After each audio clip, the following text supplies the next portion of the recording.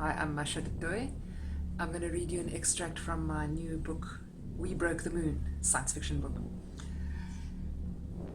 Maxim floated across the cabin and steadied himself on the back of the pilot seat, where his mother still crouched, intent on the controls.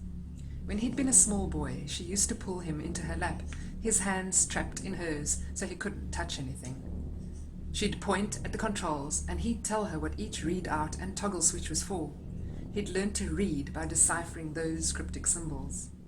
These days, he was far too tall to fit into the cramped pilot seat of the T-Rose, and it had been many years since he'd snuggled in his mother's lap.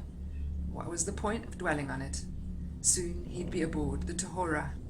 The T-Rose, Mitsuko, Ben, every solid real thing around him would become nothing but memories. He looked around the cabin, trying to force every detail into permanence. The T-Rose, same as she ever was, safe, predictable, compact. Everything in its place. No arbitrary cable tangles barely kept in place with zip ties, as on so many of the other Brummer ships. Every detail seemed suddenly precious.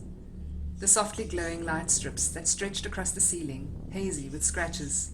The dense, rounded mounds of filter moss that grew in every crevice of the little ship's interior. The black nubbles that gave purchase to feet, and the regularly spaced, recessed handholds for moving around in zero-G. The firm grey padding that covered the interior panelling, worn to smoothness by generations of hand, feet, and knees.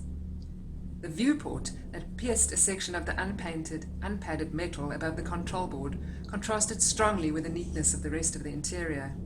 A discoloured halo surrounded it, showing where the bulkhead had been cut through and the viewport welded into place. It was a harsh reminder of the violence of the AI war. Mitsuko would never have those marks painted over or polished away. Some scars were born with pride, reminders of the lessons of that war. Thank you.